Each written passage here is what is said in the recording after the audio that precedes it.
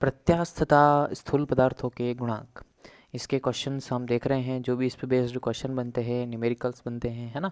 आज तक जितने भी एग्ज़ामों में अच्छे अच्छे एग्ज़ाम में पूछे गए हैं, उन्हीं क्वेश्चन को हम देख रहे हैं। तो आपने पहले का नहीं देखा हो तो कृपया देख के फिर इसको देखें। और इसमें पहले वही बात कि पहले क्वेश्चन आप करने का प्रयास करेंगे, आपसे होता है नहीं होता है आप ज़रूर चेक करें, है ना, ताकि खुद प्रैक्टिस करेंगे तो आपको कॉन्फिडेंस आएगा। ओके, शुरू करें। देखो साहब, 1 मीटर लंबे व 1 मिलीमीटर स्क्वायर अनुप्रस्थ काट वाले लोहे के तार को दृढ़ आधार से लटकाया गया है। अब इसे 1 किलोग्राम भार को लटकाया जाता है। इससे 1 किलोग्राम भार लटकाया जाता है, तब इसकी लंबाई में परिवर्तन क्या होगा। तो यंग स्थिरांक वाला फॉर्मूला वही लगाना है ना। सभी को फॉर्मूला ध्यान होना चाहिए। लगाओ फॉर्मूला, करो प्रयास, इजी है, हो जाएगा। सवाल में क्या क्या दे रखा है वो आप देख सकते हैं। देखो साहब, क्या क्या दे रखा है। एक तो 1 मीटर लंबा यानी कि प्रारंभिक लंबाई आपको दे रखी है, ठीक है। 1 मिलीमीटर स्क्वायर अनुप्रस्थ काट यानी कि ये आपको दे रखा है, लेकिन किस में दे रखा है, मिलीमीटर में, है ना। तो आपको इसको मिलीमीटर स्क्वायर से मीटर स्क्वायर में कन्वर्ट करना होगा, यानी कि 10⁻³ का 2 बार आपको 10⁻³ का इसमें गुणा कराना होगा, तो वो मीटर स्क्वायर में कन्वर्ट हो जाएगा। फिर आपको दे रखा है 1 किलोग्राम द्रव्यमान यानी कि m दे रखा है। और फिर आपको इसकी लंबाई में परिवर्तन यानी कि स्मॉल l आपको ज्ञात करना है। तो करो प्रयास, हो जाएगा। देखो हम फॉर्मूला लगा रहे हैं, y बराबर F upon A L upon L. ये कैपिटल एल ऊपर आएगा, प्रारंभिक लंबाई ऊपर आएगी और लंबाई में परिवर्तन नीचे। क्लियर, फॉर्मूला सभी को ध्यान होना चाहिए। अब इसके अंदर देखो साहब, आपको एफ नहीं दिया है ना। तो एफ नहीं दिया है, लेकिन हमको मास दिया है ना, द्रव्यमान दिया है। तो हम क्या करते हैं, एफ की जगह क्या लिख देते हैं, एम जी लिख देते हैं। लिख सकते हैं, पढ़ाए सबने, एफ बराबर एम जी, ओके, अपॉन ए इंटू एल, ठीक है। तो एफ की जगह हमने एम जी रख दिया, ताकि हमको एफ नहीं पता था, एम पता था, तो हमने एम जी रख दिया, ओके। बस अब इसके अंदर आपको क्या निकालना है, स्मॉल एल निकालना है। तो स्मॉल एल का फॉर्मूला निकाल लो। स्मॉल एल को इधर ले जाओ। स्मॉल एल बराबर आपका फॉर्मूला आ जाएगा, स्मॉल एल बराबर M G L upon Y A, okay. बस इसके अंदर वैल्यू रखनी है, रखो साहब वैल्यूज़, सारी वैल्यू रख देंगे। एम कितना है, 1 किलो इंटू जी कितना है 10, सभी को पता है। गुरुत्वीय त्वरण जी कितना होता है, 10, है ना। 9.8 होता है, पर यहाँ पे कैलकुलेशन हमारा इजी रहेगा, लगभग हम 10 ही यूज़ में लेंगे, है ना।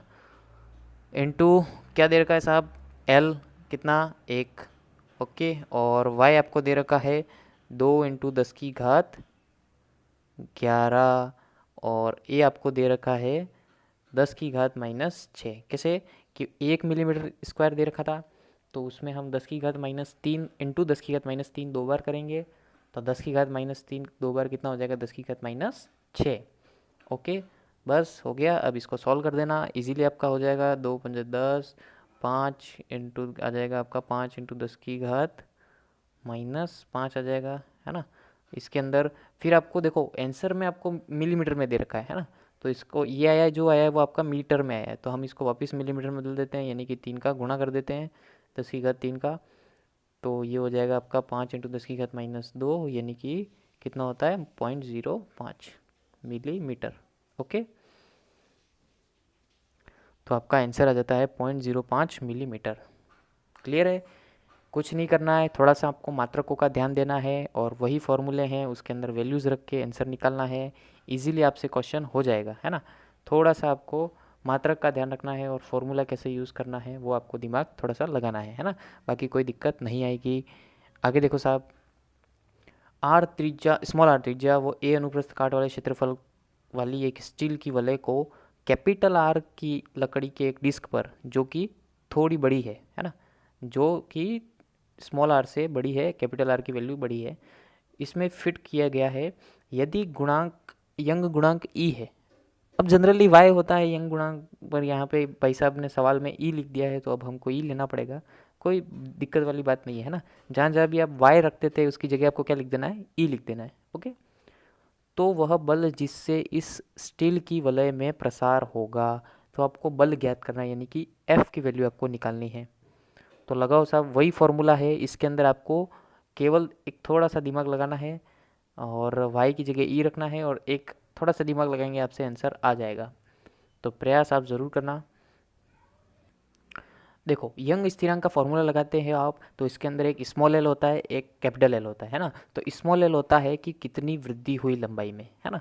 तो वो स्मॉल एल की वैल्यू निकालने के लिए हम क्या कर रहे हैं, देखो पहले जो लंबाई होती है कैपिटल एल, वो कितनी होगी, देखो आपको वलय दिए है ना। तो एक प्रकार से वलय क्या हुआ, वृत्त में हुआ, है ना। और वृत्त की अगर परिधि का सूत्र हम लगाएं तो वो वलय की लंबाई आपको मिल जाएगी, है ना।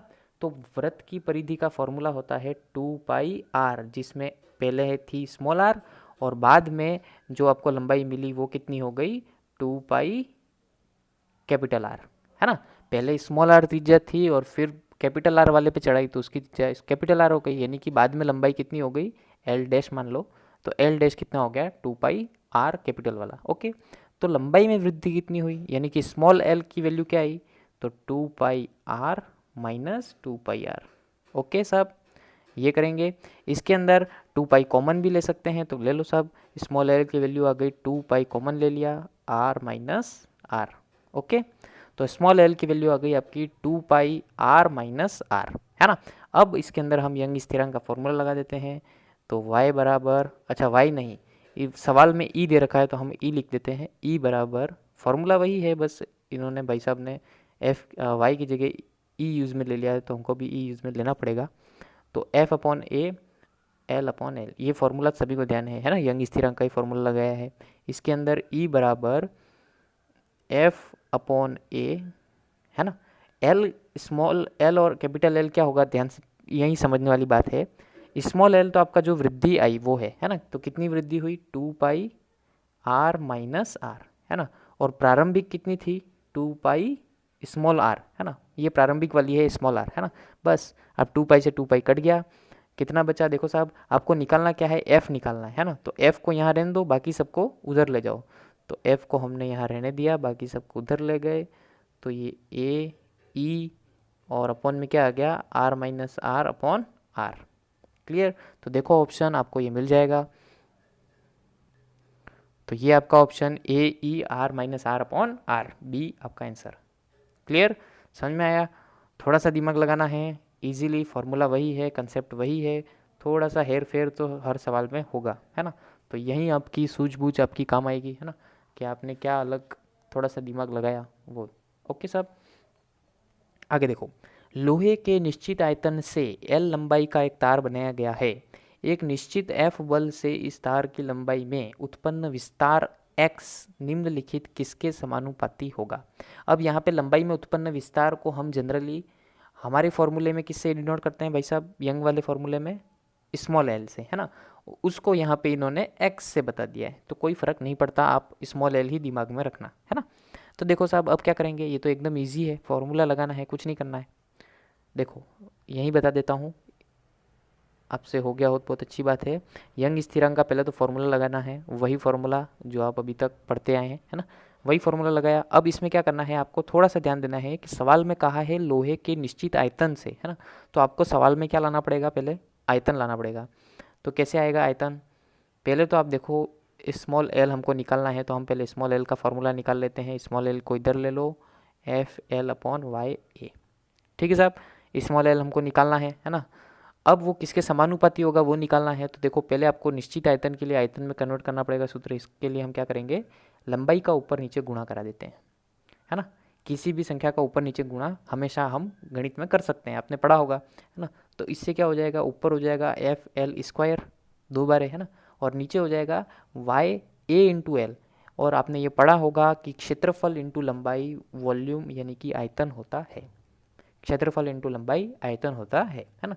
तो ये आ गया आपका आयतन। अब ये आपका स्थिर है, तो सीधा सीधा आपका जो स्मॉल एल है वो किसके समानुपाती हो जाएगा, एल स्क्वायर के। तो आपका आंसर क्या आ गया, एल समानुपाती किसके हो गया, एल स्क्वायर के, है ना। यहीं पे वो जो आपका एक्स है वो यही स्मॉल एल ही है, तो वो किसके समानुपाती है, एल स्क्वायर के। तो देखो साहब ऑप्शन सी, ओके। तो आपका आंसर आ गया सी, कोई दिक्कत नहीं आएगी, है ना।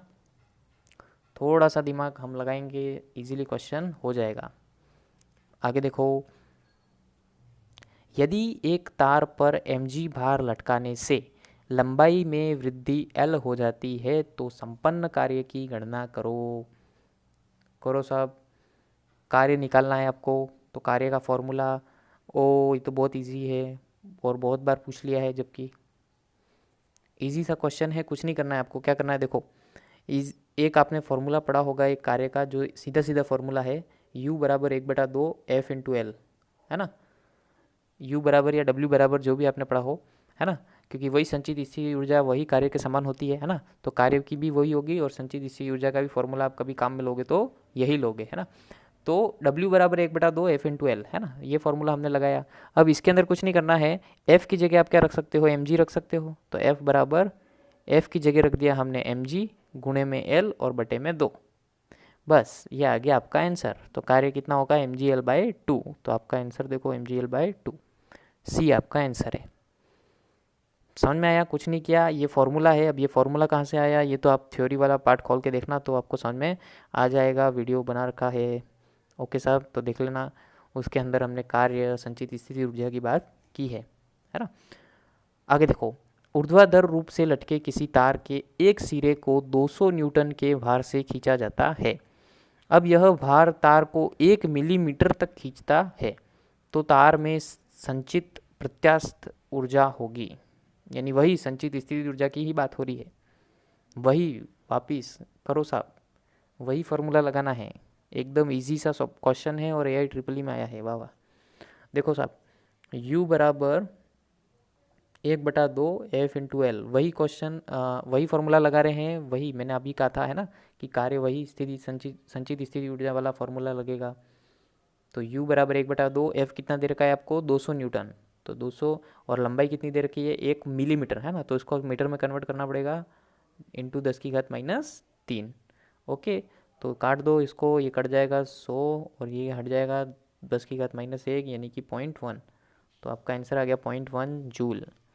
तो आपका आंसर हो गया 0.1 जूल। क्लियर, इजी है। फॉर्मूला ध्यान रखें, वापस बता देता हूँ फॉर्मूला याद रखें, चाहे कार्य पूछे, संचित स्थिति ऊर्जा पूछे, u बराबर 1/2 F इंटू एल, है ना। वैसे ये फॉर्मूला सब आपने नोट कर रखा होगा पहले। ओके, समझ में आया, आगे बढ़ें। देखो साहब, 50 सेमी लंबे व 1 मिलीमीटर स्क्वायर अनुप्रस्थ काट वाले एक तार की लंबाई में 1 मिलीमीटर की वृद्धि की जाती है, तो इसके लिए आवश्यक कार्य होगा। अब यहाँ पे भी कार्य निकालना है, लेकिन यहाँ पे फॉर्मूला वो वाला नहीं लगेगा जो अभी हमने काम में लिया था। इसके अलावा एक और फॉर्मूला था, अगर पढ़ा हो तो याद होगा। वो फॉर्मूला हम यहाँ पे काम में लेने वाले हैं, जिसमें यंग स्थिरांक भी आता है ना। तो अगर आपने पढ़ा है तो यूज़ में लें और करें, आंसर निकालें, आ जाएगा। हाँ साहब, हो गया होगा आपसे, नहीं हुआ कोई दिक्कत नहीं। W बराबर सूत्र है आपका 1/2 यंग स्थिरांक YA/L²/L। ओके, ये फॉर्मूला है, इसके अंदर आपको वैल्यू रखनी है, रख दो साहब। 1/2 y कितना दे रखा है, 2 × 10⁻10, ठीक है। ए आ गया आपका 10⁻6, है ना। मीटर में लिखेंगे, ध्यान रखें, जो भी मिलीमीटर में दे रखा है मीटर में कन्वर्ट करेंगे। अब हर बार मैं नहीं बताऊंगा कि मिलीमीटर को मीटर में कैसे कन्वर्ट करें या सेंटीमीटर को कैसे कन्वर्ट करें, है ना। इतना तो आपको समझ में आ गया होगा खेल। ओके, बटा 50 × 10⁻²। सभी मीटर में लिए हैं, तो अगर सेंटीमीटर या मिलीमीटर में हो तो कन्वर्ट कर लेवे, है ना।